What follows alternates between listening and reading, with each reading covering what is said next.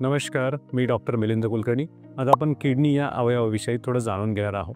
तर किडनी हा एक हृदय इतकाच महत्त्वाचा, ज्याप्रमाणे हृदय रक्ताभिसरणाचे कार्य करते, त्याचप्रमाणे किडनी हे आपल्या शरीरामधील अशुद्ध व औषधी द्रव्ये जे आहेत त्याला बाहेर टाकण्याचं कार्य करते आणि आपल्या शरीराला शुद्ध करण्याचं कार्य करते. तर किडनी हा एक काजूच्या आकाराचा अवयव आहे, जो आपल्या पोटाच्या मागील भागामध्ये फासोळ्यांच्या आतमध्ये स्थिरावतो. स्त्री आणि पुरुषांमध्ये याची साईज जनरली 10x5x4 सेंटीमीटर अशी असते.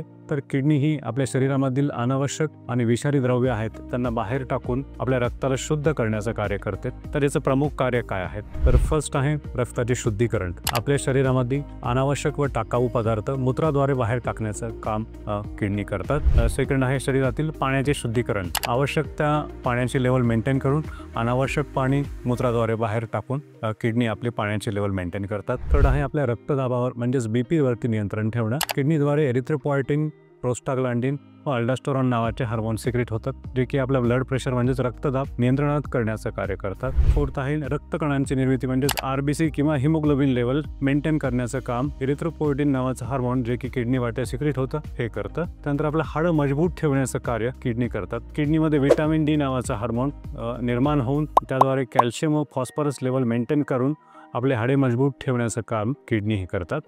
तर किडनी विकार होण्याचे प्रमुख कारणं काय आहेत? फर्स्ट अँड फॉरमोस्ट इज मधुमेह. ज्या पेशंट्सला अनकंट्रोल मधुमेह किंवा डायबिटीज असेल, अशांमध्ये किडनी विकार होण्याचं प्रमाण हे खूप जास्त असतं. सेकंड आहे उच्च रक्तदाब. ज्या लोकांना रक्तदाबाचा त्रास आहे तर अशांमध्ये किडनी विकार होण्याची शक्यता खूप जास्त असते.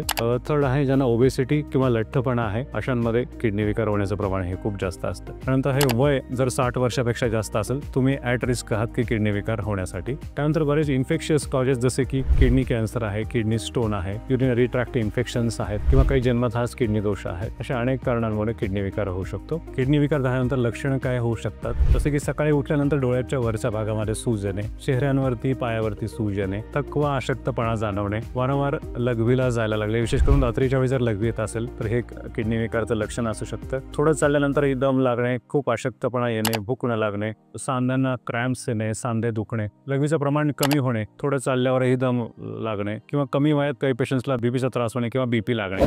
तर काही पेशंट्सला मळमळ होणे, उलटी येणे, काही पेशंट्सना लघवीतनं रक्तस्राव येणे, पू येणे किंवा लघवीच्या वेळी जळजळ होणे, असे लक्षणही काही पेशंटमध्ये दिसून येतात. तर याचं निदान कसं करायचं? मोस्टली किडनी विकारचं निदान हे आपण रक्ताची किंवा लघवीची टेस्ट करून करतो. तर लघवीमध्ये आपण युरिनरी मायक्रो अल्बुमिन नावाची टेस्ट, जी काही अचूक आणि लवकर निदान करते. सेकंड आहे रक्तामधील युरिया व क्रिएटिनिनचं प्रमाण. युरिया आणि क्रिएटिनिन हे किडनीद्वारे उत्सर्जित केले जाणारे टाकाऊ पदार्थ आहेत, पण यांची लेवल जेव्हा किडनी विकार होतो त्यावेळी युरिया आणि क्रिएटिनिनची लेवल रक्तामधील वाढायला लागते. तर यांच्या टेस्ट करून आपण किडनी फेल्युअर आहे की नाही असं निदान करू शकतो. त्यानंतर आहे सोनोग्राफी. ही एक सर्वात सोपी व स्वस्त होणारी टेस्ट आहे. यामध्ये किडनीची साईज, किडनीची संरक्षण, मूत्रमार्गामध्ये अडथळा काही आहे का किंवा प्रोस्टेटमध्ये काही अडचण आहे का, अशा गोष्टी दिसून येतात. हा व्हिडिओ तुम्हाला आवडला असल्यास आमच्या चॅनलला लाईक करा, सबस्क्राईब करा आणि असेच तुम्हाला मेडिकल रिलेटेड व्हिडिओज जर पाहायचे असतील कमेंट बॉक्समध्ये जाऊन कमेंट करा किंवा काही क्वेश्चन्स असतील तरी कमेंट करा. धन्यवाद.